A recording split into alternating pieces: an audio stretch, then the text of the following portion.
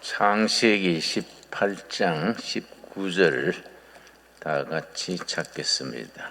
창세기 18장 19절 하나님께서 아브라함을 부르셨습니다. 그래서 아브라함을 믿음의 조상이라고 부르는데 하필이면 왜 아브라함이냐? 그때 아브라함의 나이 이미 75세 나이로 가나안 땅에서 600여 킬로 떨어진 하란 땅, 지금 쿠웨이트, 이락 그 지역의 하란 땅에 살고 있는 아브라함을 멀리서 불러냈었습니다. 그래서 하란 땅에서 가나안 땅으로 오는 사이에 유프라데스라는 큰 강이 있습니다. 여러분 학교 시절에 인류 문명 4대 발상지의 하나로 티그리스 유프라데스 강 배웠지요. 그 유프라데스 강 건너서 멀고 먼 길에 그때 무슨 내비게이션 있었겠습니까? 무슨 지도가 있었겠습니까? 하나님이 그 멀리 있는 아브라함을 부르셔서 가나안으로 옮기게 하셨습니다. 왜 75세 된 노인을 그 험한 길 멀리서 불러내신 이유가 뭐이냐? 창세기 18장 19절에 그 이유가 분명하게 밝혀져 있습니다. 19절 내가 읽습니다. 내가 그로 여호와께서 아브라함으로 그의 자식과 권속에게 명하여 여호와의 도를 지켜 의와 공도를 행하게 하렵고 그를 택하였나니 자식 교육에 뛰어나기 때문에 자식과 가문 후손들을 교육시키는 데에 탁월하기 때문에 그를 택하였나니 이는 나 여호와가 아브라함에게 대하여 말한 일을 이루려 함이니라. 하나님께서 아브라함을 쓰시기를 원하시는데 아브라함의 뭘 보고 쓰시느냐? 자식들과 가문을 교육시키는데 뭘 교육시키느냐? 하나님의 뜻을 깨닫게 해서 하나님의 뜻이 가문에서 가문으로 후손 대대로 이어져 가게 하는 일에 적합한 자질이 있어서 그래서 아브라함을 택했다. 그렇게 읽었습니다. 이건 조금 번역이 우리가 쓰는 성경은 개역 개정판인데 새 번역판으로 내가 같은 구절 읽겠습니다. 뜻이 훨씬 분명하게 나타나기에 새 번역판으로 읽습니다. 자, 창세기 18장 19절을 새 번역에서는 어떻게 번역했느냐? 내가 아브라함을 선택한 것은 그가 자식들과 자손을 잘 가르쳐서 교육입니다. 잘 가르쳐서 나에게 순종하게 하고 옳고 바른 일을 하도록 가르치라는 뜻에서 한 것이다. 자손과 후손들 교육에 적합해서 그를 선택한 것이다. 그러시고 그의 자손이 아브라함에게 배운 대로 하면 나는 아브라함에게 약속한 대로 다 이루어 주겠다. 아브라함이 후손들에게 가르쳐 주는 대로 그렇게 살고 행하면 그들을 축복하시고 하나님과 이스라엘 사이의 약속을 이루시겠다. 참 귀한 말씀이지요. 내가 오늘 왜 이 본문 말씀을 강조하고 싶냐 하면은 우리 한국 교회가 130년 역사에 참 우리 현대 민족사에 엄청난 공로를 끼쳤습니다. 그런데 우리가 한 가지 소홀하게 방심했던 것이 있는데 심지어 교회 자녀들도 교회 청년들이나 교회 신학자들, 그런 목회자들 중에서도 정말 하나님의 하나님의 정의를 바로 깨닫지 못하고 엉뚱한 생각하는 사람들이 점점 늘어나고 있어요. 내가 요즘 보니까 교회 청년들이고 교회 일꾼들인데 주사파를 따르는가 하면은 종북 반미 사상을 가진 사람도 있고, 또 친북 사회, 친중 사회주의 사상을 가진 사람들도 있어서 내가 어떻게 그런 생각을 가질까? 크리스찬으로서 세례받고 하나님의 말씀대로 살면은 그건 당연히 그건 아닌 거인데 왜 그런 생각을 하게 될까? 우리 교회가 우리 교인들과 자녀들을 가르치는 일에 우리가 실패하고 있구나, 그런 위기의식 같은 것을 느낍니다. 저도 이제 젊을 때 데모도 하고 정치범으로 살기도 했는데 소위 운동권이 흐름이 있습니다. 나는 1970년대지요. 70년대 운동권은 대한민국 헌법을 지키자. 박정희 대통령이 경제도 열심히 일으키시고 안보도 튼튼하게 하시는 거 좋은데 대한민국의 기본인 헌법을 무시하고 유신헌법 이런 걸 만들면 어떡하냐. 그래서 우리가 데모도 하고 감옥도 살았습니다. 우리 70년대 운동권, 나는 41년생인데 우리 또래 운동권, 이명박 전 대통령은 고려대학 학생회 회장을 하고 김덕용 의원은 서울대학 물리대에서 일하고, 나하고 같이 감옥 살았던 김지하도 서울대학 미학과에서 열심히 일하고, 우리 또래들이 그렇게 좀 요란했습니다. 그랬는데 다 같은 41년생이지요. 우리는 대한민국 헌법을 지키자. 자유민주주의 얼마나 소중한 거이냐. 자유민주주의를 지키기 위해서 6.25 때 얼마나 많이 희생당하고 얼마나 피 흘려 우리 선배들의 그 땀과 피를 우리가 기리고 이어나가야 되지 않느냐. 그래서 운동권 했는데 문제는 어디서부터 틀어졌느냐.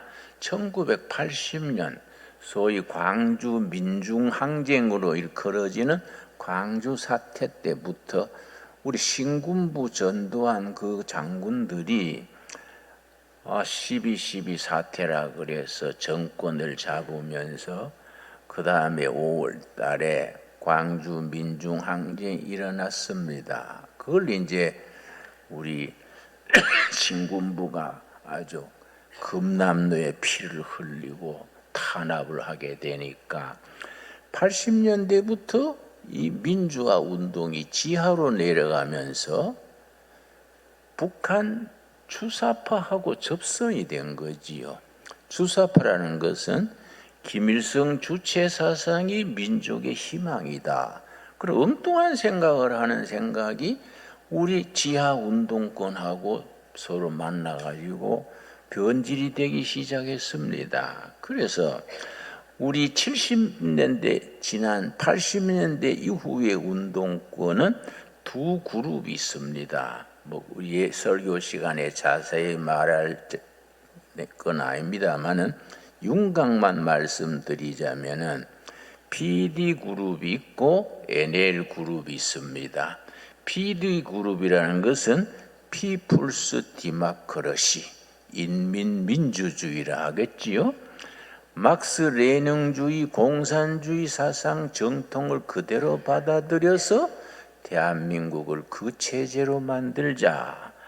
PD그룹에 속한 사람들은 조국 감옥에 가 있는, 또 서울시 교육감 하던 조희연, 그런 사람들이 그 그룹에 속해 있었습니다.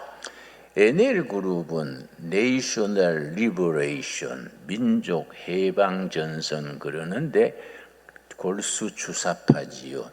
북한의 김일성 주체 사상이 민족의 희망이다. 그렇게 믿고 따르는 사람들을 주사파라 그러고 NL그룹이라 그럽니다.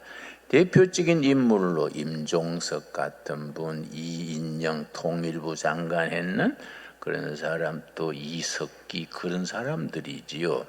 그런 사람들이 이제 우리 좌파 운동권의 NL그룹이 80%가 넘습니다. 그 PD그룹은 축소되고 북한 김일성 주체 사상이 우리 민족의 희망이다. 그리고 세력을 자꾸 확대한 거이지요. 그런데 우리 교회가 그런 그 자쁜 사상, 민족을 그릇되게 이끌어가는 주의나 사상에 대해서 다 살피지 못하고 그냥 교회당 안에서 1970년대, 80년대 교회가 대부흥을 했습니다. 1970년에 기독교 교인이 390만 통계가 나왔는데 10년 뒤에 80년에 810만으로 나와 있습니다. 그 10년 동안에 교회는 2배 이상으로 폭발적으로 증가했는데 그 기간 동안에 NL그룹 같은 좌익 사상이 친북 공산 사상이 밑바닥에서 좀벌레처럼 자란 겁니다. 교회는 거기에 대해서 외면을 하고 심지어 교회 청년들이 교인들의 자녀들이 그런 데 쏠리는 것을 그냥 방치한 것이지요. 그러니까 우리가 한국 교회가 얼마나 중요하냐면은 김일성이 남반부 혁명에 대한 남반부 해방에 대한 10개조가 있습니다. 10가지 우리 10계명 있듯이 남반부를 공산화하는 데 10가지 계명 같은 10개조의 네 번째가 교회를 무너뜨려라. 한국 교회가 민족 공산화의 아주 암적 요소다. 교회를 무너뜨려라. 거기에 들어가 있을 정도로 김일성 그 일당은 그렇게 중요하게 위험하게 생각했는데 오히려 한국 교회는 그런 거에 대해서 무방비 상태로 그냥 좋은 세월인 줄 알고 태평성대가 계속되는 줄 알고 그냥 나갔지요. 그런데 2000년에 들어서 2000년에 중요한 사건이 있었습니다. 우리 교인들이 그런 걸 좀 알아야 됩니다. 2000년에 김대중 전 대통령께서와 김정일 그 대표가 6월 15일 회담을 했습니다. 그걸 6.15 선언거래요. 평양에서 회담을 하고 뭘 발표했느냐 하면은 남북이 서로 손을 잡고 연방제를 실시한다. 그게 이제 유명한 2000년에 6.15 선언이라 그럽니다. 참 좋게 보면 굉장히 좋은 거지요. 어차피 통일이 돼가지고 서로 손잡고 산다는 게 정말 좋은 일 아닙니까? 그런데 거기 우리로서는 성경이 일러주는 자유민주주의, 열린 시장, 자본주의, 복지사회, 인권 존중, 그리고 법치 이런 걸 바탕으로 통일이 돼야 하는데 그렇지 않는 무슨 사회주의 통일이나 공산당 통일은 성경적으로 안 맞는 거지요. 성경에 위반되는 생각, 이데올로기지요. 그걸 우리 교회가 분명히 그건 하나님의 뜻이 아니다. 분명히 얘기를 하고 가르치고 훈련시켜야 하는데 그런 걸 우리가 놓쳤습니다. 그래서 그 다음에 2001년에 무슨 일이 생겼냐면은 남북한이 공동 투자해서 북한 신의주 앞에 단동이란 중국 땅입니다. 단동에다가 무슨 회사를 세웠느냐 하면은 하나 프로그램 컴퍼니, 인터넷 프로그램 만드는, 그러고 같은 시기에 서울에다가 하나 이렇게 인터넷 회사를 세워가지고 뭘 했냐면은 북한에서 이렇게 컴퓨터 이런 전문 훈련을 받은 33명이 단동에 있는 하나 프로그램 회사로 와가지고 기숙사에서 합숙하면서 프로그램을 만드는데 한국 서울에 있는 하나 인터넷 회사에서 정부의 무슨 프로그램을 발주를 받으면은 그걸 단동에 있는 북한서 온 그 청년들이 전문가들이 그걸 프로그램을 만들어 가지고 보내고 했습니다. 그러면 뭐 겉으로 보기 자연스럽지요. 북한의 인터넷 전문가들이 그걸 잘 만들어서 보내면은 뭐 남북의 좋은 협력이다 할 수 있겠지요. 그런데 뭐냐면은 거기 우리 남한에서 선거관리위원회에 선거를 관리하는 프로그램을 발주받아 가지고 그걸 중국 단동에서 만들어 넘깁니다. 그러니까 그 속에 장난을 칠 수 있는 요소가 들어있는 거이지요. 뭐 그걸로서 또 우리가 괜찮다 쳐도 그 다음에 그 하나 프로그램이 다산 이렇게 인터넷 프로그램으로 흡수가 됐는데 거기에 누가 돈을 댔느냐 하면은 중국의 하웨이라는 그룹이 있습니다. 중국 공산당에서 운영하는 인터넷 회사가 하웨이, 세계적으로 유명하지요. 미국은 그걸 알고 다 추방을 하고 유럽에서도 추방을 했지요. 그런데 하웨이가 그 다산 인터넷 회사에 거금을 투자를 해가지고 그걸 관장을 한 겁니다. 그러니까 문제는 뭐냐? 우리가 민주주의 선거를 해도 선거 부정 시스템이 뒤따르는 겁니다.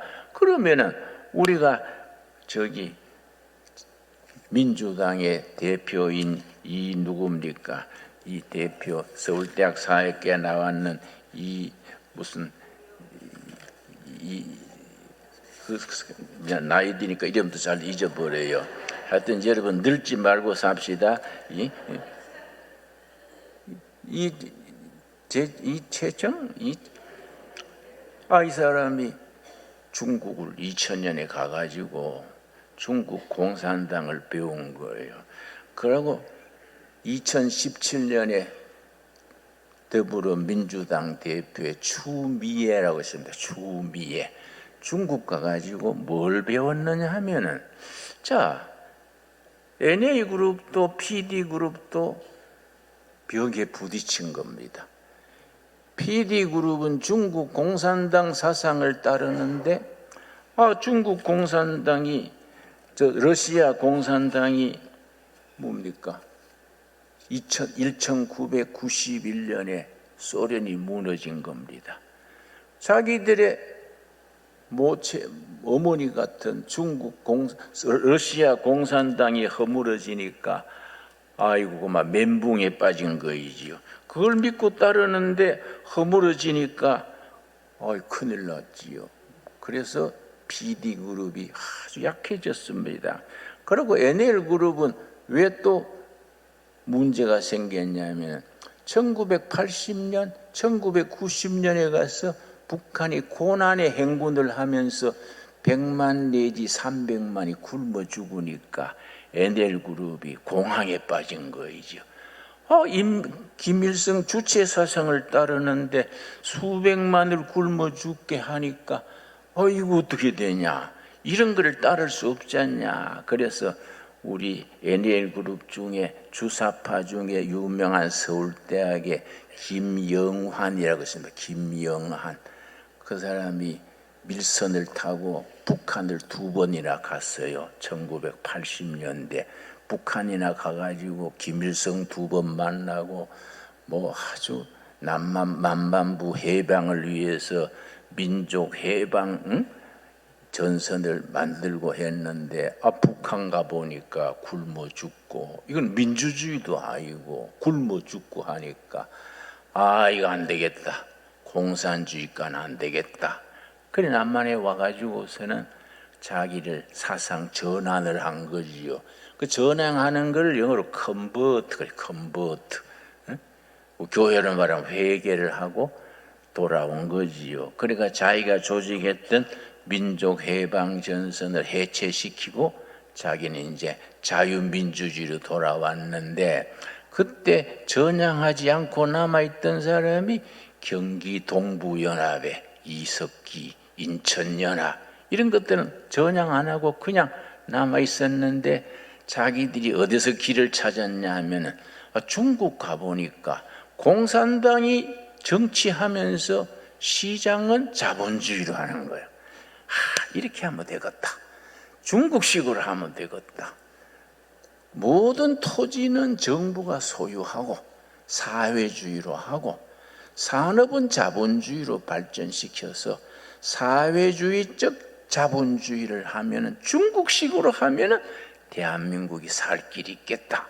그래가지고 친중으로 넘어간 겁니다. 그래서 여러분 중국 공산당이 1921년에 창당을 했습니다.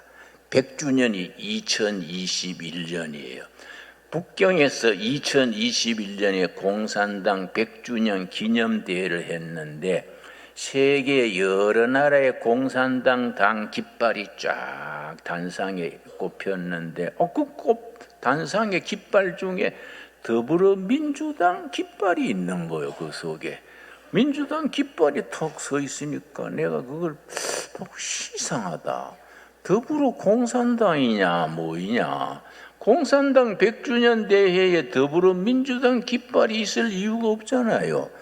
그 참 이상한 일이다. 그래서 이 사람들이 사상이 수상하구나. 그래서 당 대표, 이 대표나 추미애 같은 사람이 들락날락하면서 연구도 하고 교육을 받았습니다. 그래서 우리 중국 공산당을 배워가지고 남한을 그렇게 하면 되겠다.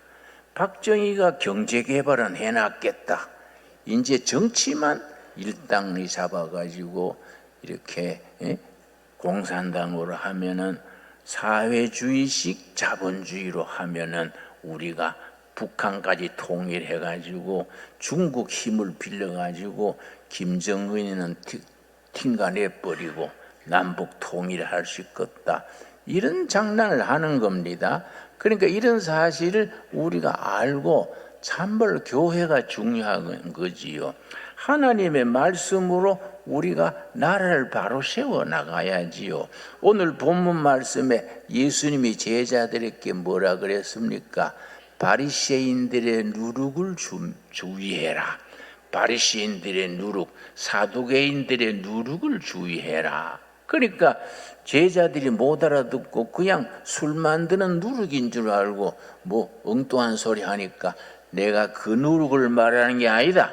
바리새인들의 사상, 사두개인들의 가르침을 주의하라는 거이다. 우리가 정말 받아들여야 될 말씀입니다. 여러분, 중국식 사회주의 누룩이나 북한식 공산주의 누룩을 조심하고 성경이 가르쳐주는 바 정말 귀한 삶이 있지 않습니까? 우리 개신교 전통에는 4가지 전통이 있습니다. 신학적으로. 여러분 그걸 확실히 알아야 돼요. 성경적 바탕에서 칼빈, 마르틴 루터로부터 500년간 지켜온 전통 중에 첫째, 건강한 개인. 둘째가 경건한 가정. 세 번째가 건전한 사회. 마지막으로 정의로운 국가. 이게 개신교 전통의 사회 윤리입니다. 다시 복습합니다. 첫 번째는 건강한 개인이 말씀으로 깨닫고 거듭나고 건강해야 되지요. 둘째, 우리 가정이 경건해야 되지요. 호주가 중심이 돼가지고 가정 예배 드리고 자녀들 말씀과 기도로 가르치고 경건한 가정이지요. 세 번째 사회는 건전한 사회. 뭐 주사파니 뭐 사회주의니 이런 게 없고 정말 아모스서 6장에 있듯이 공기가 물같이 정의가 겨울물같이 흐르게 하라. 건강한 사회를 건전한 사회지요. 마지막에 국가는 어떻게 돼야 했습니까? 국가는 뭐라 그랬습니까? 정의로운 사회지요. 정의로운 사회. 요 4가지가 성경을 바탕으로 개신교의 사회 윤리의 기초입니다. 그런데 이번에 12월 3일 날 대통령의 계엄령 발표가 난 뒤에 탄핵이 29번이나 막 계속 나오고 나라가 시끄러워지고 보니까 내가 깜짝 놀란 것이 우리 사회의 상층부의 구석구석에 정의로운 생각을 가지지 못한 패거리들이 또 알이 들고 있는 거예요. 무슨 사법부 말할 것도 없고 무슨 선거관리위원회 또 뭡니까 헌법재판소 구석구석에 전부 검찰 재판사 구석구석에 경찰까지 전부 패거리가 틀어 앉아가지고 나를 잘못된 방향으로 이끌어 나가는 거이지요. 그래서 나는 이거 우리가 기도해야 될 때다. 우리가 교회 안에서 교회 부흥 그래서 한국 교회는 아시아에서 처음 성공한 기독교입니다. 한국 교회가 아시아에서 처음 성공한 기독교회라는 것은 아시아의 미래에 대해서 사명이 있다는 얘기지요. 우리 사명을 감당하려면은 우리가 깨어 일어나야 돼요. 그래서 이사야서 60장 1절에 일어나라, 빛을 발하라. 영어로 rise up, be shine. 일어나라. 교회 안에서 잠들지 말고 너희끼리 교회 안에서 태평성대에 온 줄로 할렐루야 이러고 있을 때가 아니다. 교회 밖에 청년들이 생각이 삐뚤어지고 판사 검사들이 이권을 따르고 무슨 선거관리위원회가 병이 들었어. 그래가지고 부정선거를 하니까 여러분 민주당 대표가 앞으로 20년 집권 계획을 내가 봤어요. 그걸 보고 내가 정신이 번쩍 드는 거예요.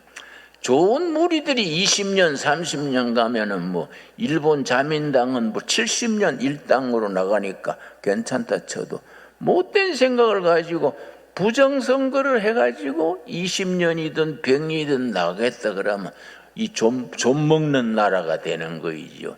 이러면 우리가 아무리 개인이 노력해도 사회가 정의롭지 못하고 사회가 건전하지 못하고 가정이 경건하지 못하고 자식들이 방황하고 헤매는 무슨 꼴이 되겠습니까? 그래서 대통령 한남동 그 관절을 청년들이 데모를 하길래 내가 일부러 밤 10시에 찾아가 봤습니다. 대학생이 추운데 손을 후후 불면서 그걸 대통령 지키자고 있길래 내가 자네는 대학생 같은데 왜 추위에 이렇게 떨고 있는가 그랬더니 내가 윤석열 대통령 때문에 나온 게 아닙니다 하고 어째서 나왔는데 그랬더니 자유민주주의 지키려고 나왔습니다. 대학교 2학년이래요. 대학교 2학년이 그러니까 우리가 가르쳐가 그런 게 아니에요. 자기가 자습해가지고 나라가 위험하다 이거야. 그래서 대한민국 자유민주주의 지키려고 나왔습니다. 그러고 하는 말이 어르신네 우리가 중국식 사회주의 될 수는 없지 않습니까? 북한식 공산주의 될 수 없지 않습니까? 그러니까 얼마나 눈물이 나더라고. 그 생각이 얼마나 기특합니까? 전부 누가 뭐라 안 했는데 자발적으로 나와가지고 밤새워 지키니까 얼마나 이 나라 장래가 밝습니까? 걔들을 잘 뒷받침하면은 나라의 미래가 얼마나 밝겠습니까? 나는 2030년까지 대한민국 헌법으로 통일이 될 줄로 믿습니다. 나는 확실히 믿어요. 통일이 된 뒤에 그런 청년들이 나라의 주인이 돼가지고 아시아에서 처음으로 성공한 민주주의 국가가 돼가지고 예수 잘 믿어서 복받는 나라 통일한국, 선교한국을 이루어 나가야지요. 안 그렇습니까? 우리 그 기도 제목이에요. 여러분 그래서 신강둘의 교회는 보통 교회가 아닙니다. 선택받은 교회, 교회 중의 교회입니다. 우리가 지난 80년 동안에 해방 이후가 올해가 80년대인데 한강의 기적을 이루었지요. 세계가 기적이라고 놀랍니다. 한강의 기적은 3가지입니다. 산업화, 민주화, 정보 지식 사회. 이걸 우리가 기적으로 이룬 겁니다. 그래서 원조 받던 나라에서 1945년 2차 대전 이후에 새로 생긴 신생 독립국가가 120나라입니다. 120나라 중에서 원조 받던 나라에서 원조하는 나라로 바뀐 나라는 딱 한 나라입니다. 어느 나라겠습니까? 대한민국 하나밖에 없어요. 우리가 아프리카에 가면은요, 코리아 인기가 대단합니다. 아프리카에 옥수수 심어주고 나무 심어주고 교육시켜주고, 원조 받던 나라에서 원조 해주는 나라, 받던 나라에서 베푸는 나라, 민주주의의 참된 가치를 후진국에 못 사는 나라에 희망 없는 백성들에게 전하는 대한민국, 그 대한민국을 뒷받침해주는 한국교회, 얼마나 멋있습니까? 하나님이 그런 사명을 주시고 기뻐하실 줄로 믿습니다. 그런 나라를 이룬다는 게 생각만 해도 자다가도 참 기분이 좋지요. 여러분, 그래서 1930년까지 2030년까지 통일이 돼가지고 10년 동안 열심히 헐띠 쫄라매고 일해가지고 지금 세계의 선진국에 올라가야 되지요. 그러면 우리가 앞으로 이루어야 될 꿈은 세 가지입니다. 한강의 기적에서 한반도의 기적으로 넓혀지는데, 한강의 기적 세 가지는 말씀드렸지요. 첫째는 산업화, 민주화, 정보 지식 사회화. 그런데 한반도의 기적으로 올라가려면 또 세 가지요.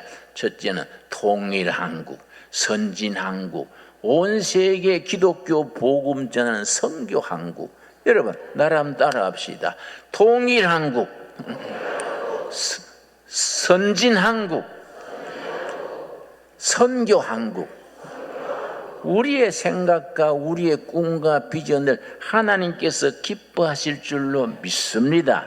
그래서 처음으로 다시 돌아가서 하나님의 아브라함을 왜 부르셨느냐? 아브라함이 자손들과 후손들에게 바른 교육하기에 적합하기 때문에 아브라함을 불렀다. 우리가 이 시대의 아브라함 같은 교육자, 민족의 인도자, 이 시대를 먼저 보고 준비하는 교회, 그런 성도들이 되어질 수 있게 되기 바랍니다. 기도하겠습니다. 하나님 감사합니다. 나라가 어려운 때에 하나님이 아브라함을 부르실 때에 자손들과 후손들에게 하나님의 도를 바로 가르쳐서 그 가르침으로 인하여 번영하는 후손들을 세우기 위하여 아브라함을 부르셨다 했습니다. 우리 신강두레 교회가 변두리에 있는 작은 교회지만은 아브라함이 받았던 사명을 이어가게 하여 주시옵소서. 하나님의 도를 백성들에게 바로 가르치게 하여 주시옵소서. 행복하고 건강한 개인들이 되게 하여 주시옵시고, 여호와 아버지 경건한 가정을 이루게 하여 주시옵시며, 우리 사회가 건전한 사상, 건전한 생각으로 이루어지는 부정부패가 없고 부정선거가 없고 서로 돕고 사는 건전한 사회를 이루게 하옵시며, 공의로운 국가를 이루어서 하나님께 영광 돌리게 하여 주시옵시고, 우리가 당군 이래 온 세계에 박수받는 대한민국, 자랑스러운 대한민국을 함께 세워가게 하여 주시옵소서. 예수님 이름 받들어 기도드렸사옵나이다. 아멘.